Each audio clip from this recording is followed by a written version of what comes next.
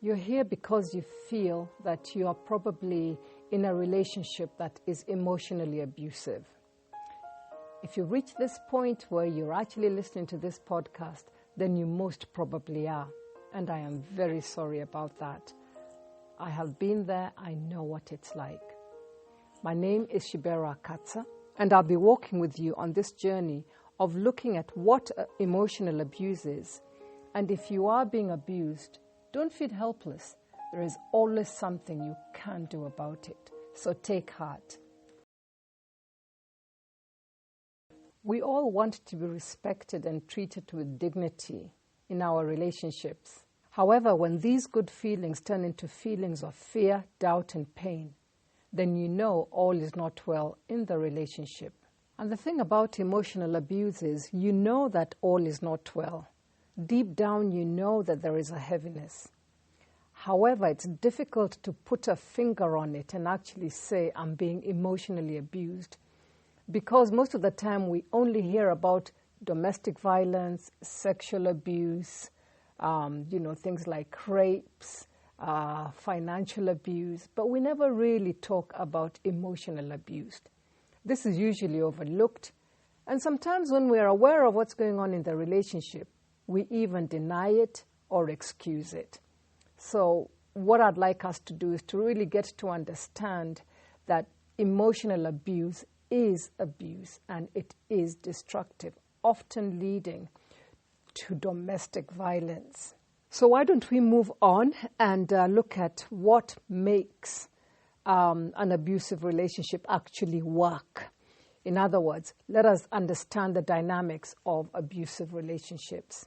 You will find that abusers are usually driven by a sense of insecurity. It's basically they've got low self-esteem. They do not feel good about themselves. And the only way they can feel good about themselves is by being able to control others so that they are on top through their control. Not surprisingly, you'll find the victims is also insecure and with low self-esteem. It's just that we meet each other's needs differently. The abuser uses their position, their power, sometimes even their physical build to intimidate, to take control of you. And you, the victim, what happens is you want the abuser to like you, to love you so much that you will do anything to support their behavior. Now remember, this is at a very subconscious level. This is how the abuser keeps the victim locked in to this whole game playing. You meet his needs, he needs to control. You need them to value you and love you. So you become the victim and play the victim role. So you'll find that there is a need for the abuser to control, and there is a need for the victim to actually be a part of that control in terms of colluding with the process of abuse. So we've got to be really careful. This is why it is often difficult for partners to leave an abusive relationship and choose to deny or belittle their situation. It's because they're giving you something and you are giving them something. You are giving them something to control, and you need their affection, what you call affection. You need their affection, you need their love, you need to be in that particular situation. You can't go anywhere else. You do not understand what's going on. So in many ways, you're feeding each other's needs at a very subconscious level. And this is why it's called a toxic relationship, because it is destructive. It is not healthy at all. This is what will usually happen with a victim. We go into denial. We'll say things like, it's really not that bad. The incidents of physical abuse seem minor when compared to those you've read about, seen on TV, or heard other women talk about. However, I would just like you to know that even though you may not see the scars of emotional abuse, what happens is it does affect your mental wellness. So it is more internalized, and you can be severely injured as a result of being pushed into depression, and then from depression there is suicidal attempts to commit suicide because you just don't know how to deal with it. So that is something to seriously note. We deny that actually things are really not that bad, but you know that they are. The other thing that we use to sort of keep the game going is we tell ourselves, it was just a one-off. The incidents of physical abuse have only occurred 1 or 2 times in the relationship. Studies indicate that if your spouse or the partner that you're courting has injured you once, it is likely he or she will continue to assault you. And in the same with emotional abuse, once somebody starts calling you names, starts putting you down, guaranteed it is only the beginning. And remember again, because you cannot see the external effects of it, you tend to undermine, to underplay the abuse that is going on. It actually affects your mental state terribly. The other thing that women tend to do is to go into, it's my fault. And again, this is a way of colluding with the whole process of abuse. You do not accept that actually this person is doing you wrong, that they're actually harming you. And just because you can't see it again, you make it acceptable for them to continue their behavior. And the other thing that I realized is we say it's not my fault, but at the same time, we actually want this person to carry on loving us. So we take the blame upon ourselves. And when we do this, basically what happens is we stop them from taking responsibility of their behavior. Emotional abuse is as bad as physical abuse. It's just that you cannot see it. And like I said earlier, emotional abuse, guaranteed, it leads to physical, domestic violence. So the sooner you nip it in the bud, the better off you will be for yourself and for the children. The other thing we tell ourselves is, there hasn't been any physical violence. Many women are emotionally and verbally assaulted. You know, if you are told something over and over and over again about how terrible you are, how awful you are, how you can't do anything right, that is actually tormenting you. It is torture. It is abuse. It can be as equally frightening and is often more confusing to try to understand it. I remember this used to happen in my marriage quite a bit, and it just came to a point where I thought I was going mad. I thought, am I losing it? Am I losing it? So, note, let us not get into denying. Look and see what your situation is and deal with it. Otherwise, you are supporting the whole cycle of abuse. You've got to recognize it and not deny that it is not that bad. In fact, when you find yourself saying it is not that bad, then you really know it is really bad. So how do we recognize the signs of a potentially abusive relationship or even a current abusing relationship? There are many signs that actually, or shall we call them red flags, which tell you that you're actually being abused. And the biggest one is that fear that you carry with you. You realize that you're also walking on eggshells. Other signs include your spouse belittling you or trying to control you.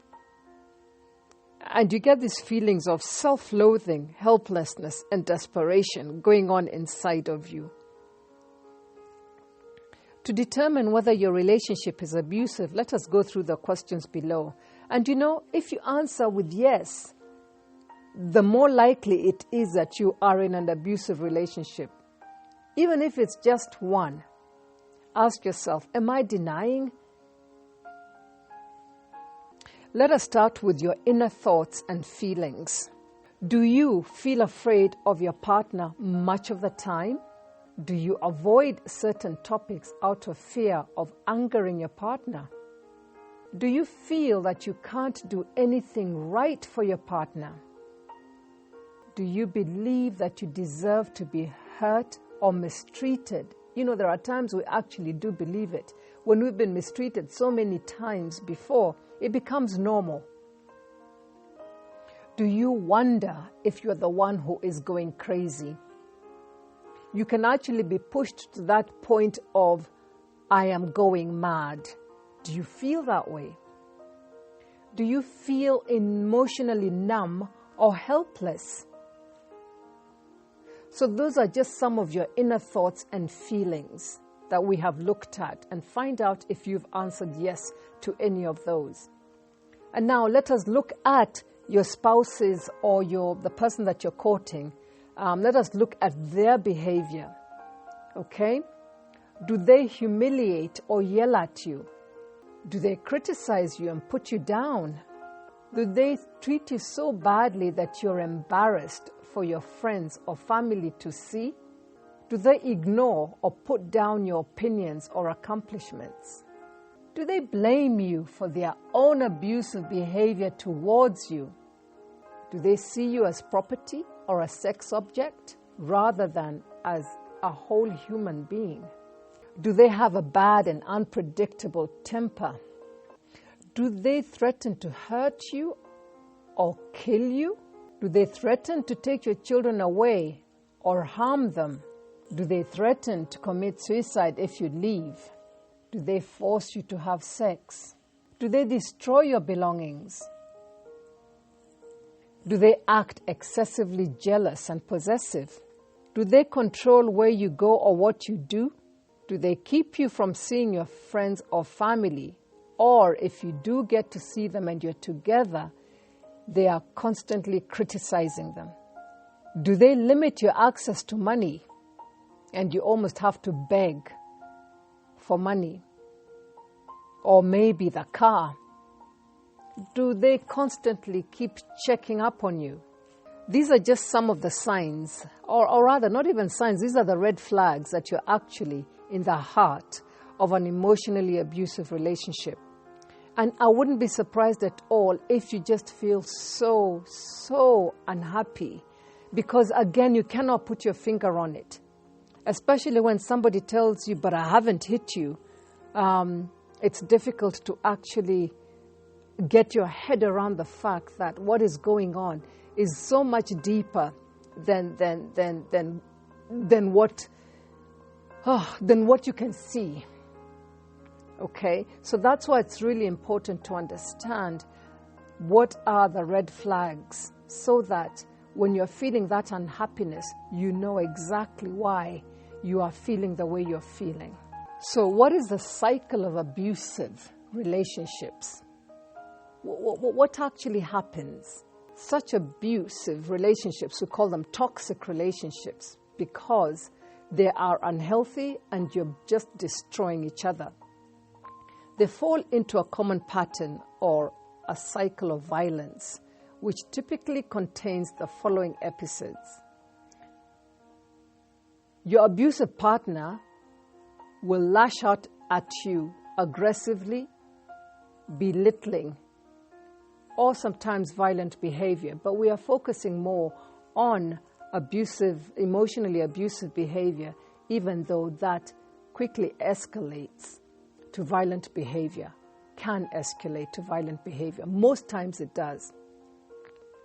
The abuse is actually a power play designed to show you who is boss. But also remember, we said that this is somebody who is extremely insecure and has a low self-esteem about who they are. And when we talk about low self-esteem, we're really looking at they do not feel that they are worthy. And they can only make themselves worthy by putting other people down, That way they come on top, making themselves worthy.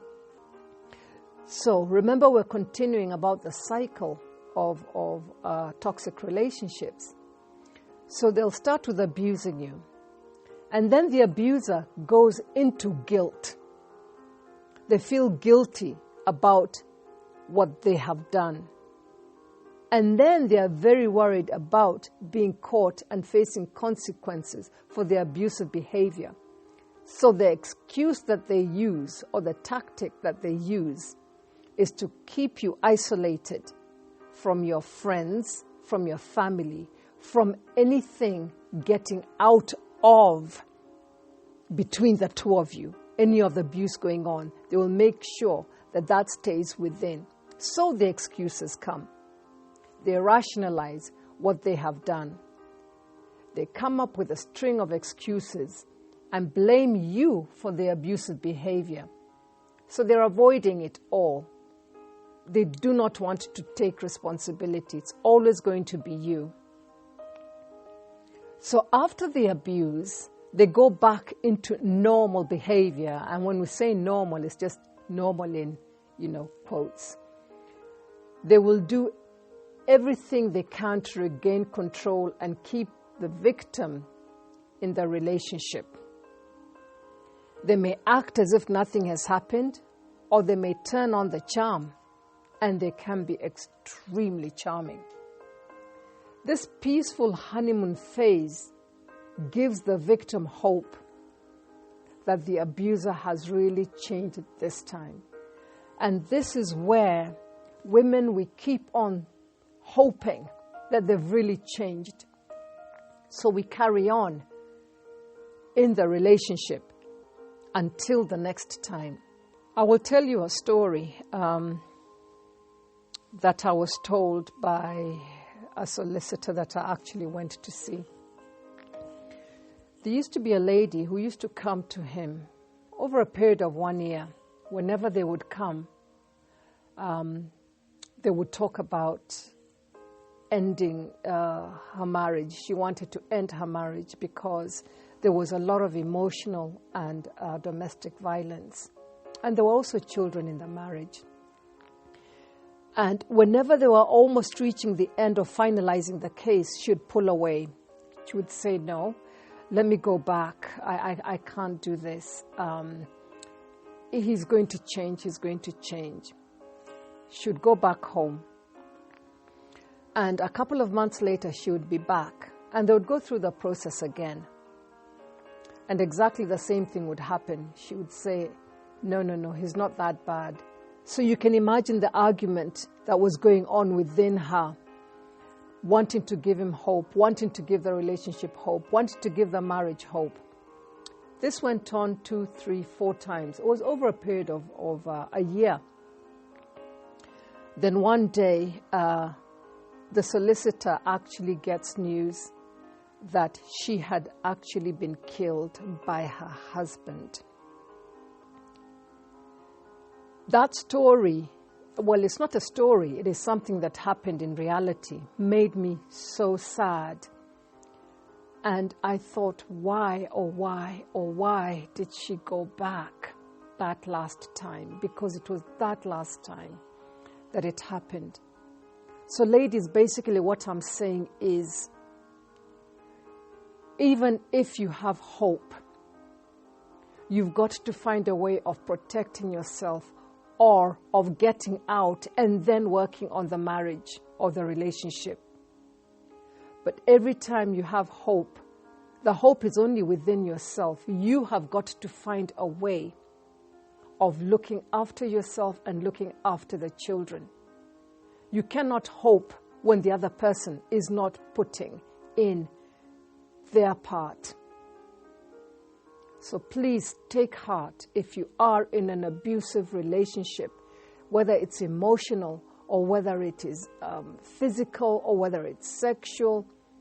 Please, please, please find a way of dealing with it in a safe manner, like getting out and working on the relationship with the help of a counselor or the help of your pastor, so that it's out in the open and you both know what is going on.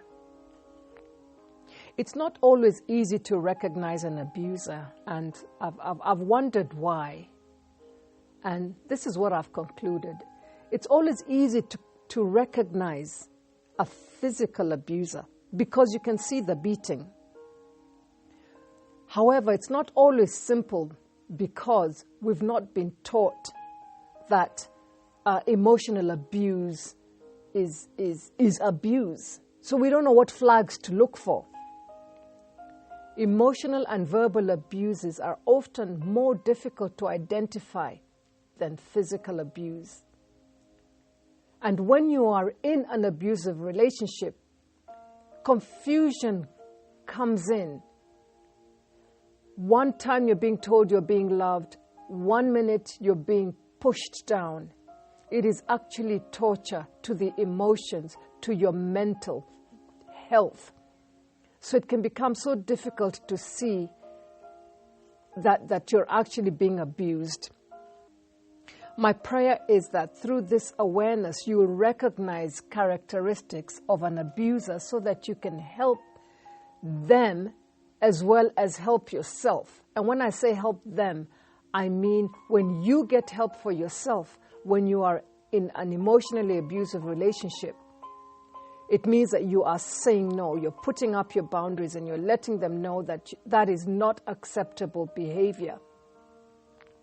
And you are helping them because you are forcing them to actually be accountable. Let's just go through a few questions so that you get to understand again what abuse is and whether or not you are engaged in it within your relationship. Ask yourself these questions. Do you feel that something is wrong with your relationship, but you don't know how to describe it? Do you feel that your partner, your husband, the person that you're courting does not value your thoughts or feelings? You know, these are signs. These are red flags. Will they do anything to win an argument, such as put you down, threaten, or intimidate you? Do they get angry and jealous if you talk to someone else? Are you accused of cheating? This is a very popular one. Do you feel that you cannot do anything right in their eyes? Are you told that no one else would want you? That's another very popular one where you are told, but who would want you anyway? In other words, you know what? I'm the only one who can be with you. Nobody else wants you. So this is really devaluing you. Do you feel like you have to account for your time? Every single move you make, are they demanding to know what you're doing, when you're doing, how you're doing, etc.? When you try to talk to them about problems, do they call you names? Do they even want to discuss issues? If you want to spend money for the home or even sometimes on yourself, do they tell you how to manage your finances, or you're very hopeless, or you're a spendthrift, or you're a, is it fighting all the time? Are you just fighting all the time about the most basic things? Do they blame you for everything that goes wrong? Do you feel nervous around them? Do you have to be careful to control your behavior so that you're avoiding his anger? Are you afraid of disagreeing with them? Did they seem extremely charming when you started off, but now criticize and humiliate you in front of others? Do they tell you that if you changed, they wouldn't abuse you? You see, this is passing the buck. Are they jealous of your friends and family, and oftentimes will try and stop you from seeing them? Do they make you feel like you're crazy, wrong, stupid, or inadequate? Do they ever scare you with violence or threatening behavior? Do they prevent you from going out and doing the things you want to do? Do they punish you for resisting control? Do they threaten that they will kill or hurt you or themselves if you break up with them? Do they make excuses for their behavior? For example, by saying, it's because of alcohol. It's because I can't control my temper. Or sometimes they say, I was just joking. Can't you take a joke? And remember when you first started, when you are courting, if you're married now, or whilst you're courting now, did they love bomb you? Did they start off the relationship so quickly, almost like wanting to catch you? These are questions that you need to ask yourself just to be sure that, yes, your relationship is emotionally abusive. So what do you do if you're convinced that you are in an abusive relationship? The first thing that you must realize is that you are not responsible for their behavior. Abusers are very skilled at twisting the truth to make you feel like you're the one with the problems and that you are going crazy. Remember, you are not to blame. Secondly, recognize that you cannot change your husband if they're abusing you, no matter how good or kind you are. The same goes for if you are dating somebody who is emotionally abusive to you now. Let me tell you, if they're abusive now, it's going to carry on and it's going to get worse. Thirdly, you will need to speak with somebody about your relationship, somebody you can trust, preferably a professional. If not, and you attend church, please seek out your pastor and talk to them. Oftentimes, we have been pushed so much under as a victim that we're afraid to speak out about our abuser because we feel that we must protect them. And this is how we end up being beaten and being killed in relationships. So you must seek help. Lastly, I'd like you to remember that you are valuable and God has created you to be honored. If you are in a relationship with somebody who's continually pushing you down, dishonoring you, calling you names, committing adultery and pushing you down and blaming you, somebody who doesn't believe in you, that is a wrong kind of relationship. You have to do something about it. So do not have hope that things will change. If they're going to change, let them change when you are outside the relationship and trying to work on it, but away from that person. This is the advice I can give you, having been in an emotional abusive relationship, which then escalated to physical. And the physical is what finally made me say, hey, I'm getting out of here. And I did. By God's grace, my daughter and I took us out of there. So ladies, please take heart. You are never that powerless. It's just decisions that you need to make. And those are, I am not going to tolerate it. I am going to put my boundaries up. And if he doesn't listen to it, then I know that I have to get out for the sake of yourself and for the children. And you're also doing him a favor, really. So, all the best. God bless.